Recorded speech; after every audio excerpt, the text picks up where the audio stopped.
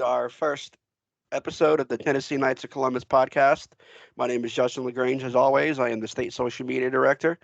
Uh, this series we are calling the Get to Know Your District Deputy. We will interview all 21 district deputies here in the state of Tennessee, and we are very honored to have with us our first interview today, Brother Mike Esposito. How are you?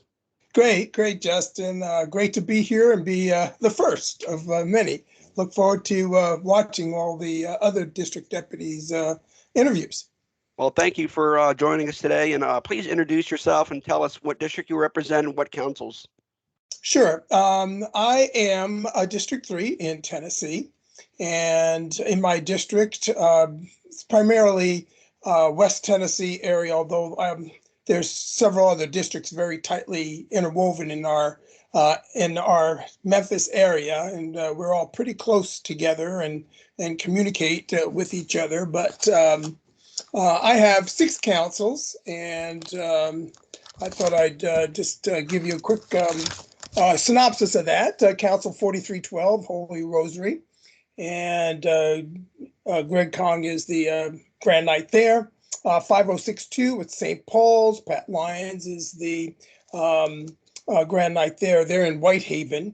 I have one council that's inactive that I'm working with, our illustrious state deputy, 6156, CBU. It's Christian Brothers, but all the brothers in that council graduated, and unfortunately, before my time, they didn't have a succession in plan. So we're working on getting that reactivated. 7449 OLPH in Germantown is another one, and my home council 15196 Holy Spirit, that's in Memphis, and lastly 15393 Jacob Crocker is St. Bridget Grand Knight, and I'm sorry for OLPH Ed Cabrera is the Grand Knight, and for my home council 15196 we have Suresh Kagu is the Grand Knight there. Great. Great. Thank you for that. Tell us a little bit about yourself and why you joined the Knights of Columbus. Sure. Originally, I hail from New York, New York City area. Moved down here in the late 70s. Worked for FedEx for many years. Promoted into middle management, and I retired back in 2003. And I've been a consultant pretty much in between that time, and I've fully retired a couple of years ago. And became a Grand Knight in 2015, I believe. Was a charter Grand Knight and Deputy Grand Knight at Holy Spirit. And what happened through that period, held many positions as well. Before that, started actually in OLPH as a knight back in 2009. And so interesting story, Justin, how I became a knight.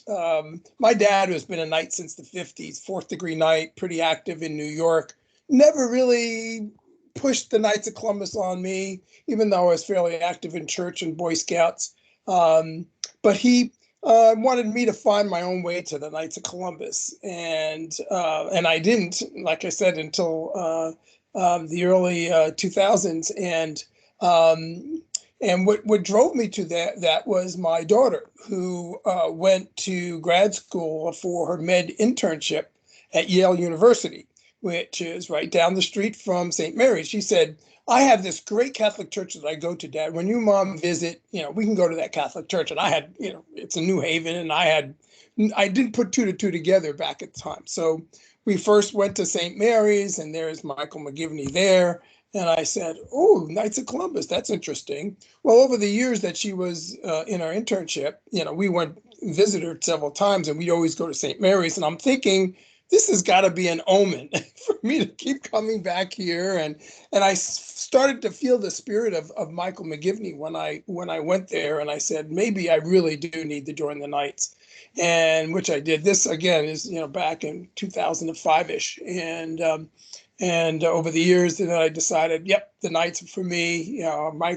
Michael McGivney spoke to me, Father Michael McGivney spoke to me, and We became a knight, and I was asked to join um, Holy Spirit as a charter member and become a deputy grand knight and a grand knight. Um, as far as becoming a district deputy, that was very interesting. I was pretty close to the former district deputy, who was also from our council, Michael Speltz. Um, and we've been talking a little bit about being a district deputy, but I said, I'm kind of busy. I'm now, after retiring as a past grand knight, I was treasurer doing other things. And he said, no, I think you would really make a good district deputy. And I said, I don't know. Let me pray about it. So I again prayed, turned my prayers to Father Michael McGivney, and again he spoke to me saying, this is something he thought that I could do well. I had my doubts, and and I guess the rest is history. I accepted the former district deputy's offer and was district warden for a year, and then became district deputy. So I've now been a district deputy going on my third year.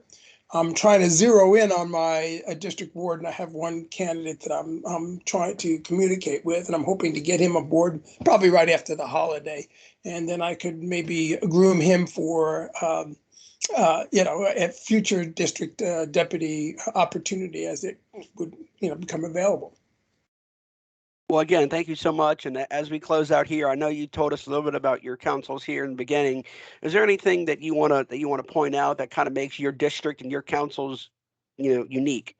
Yeah, I think, as I mentioned before, one of the unique things about a council is that the districts are very, very close together.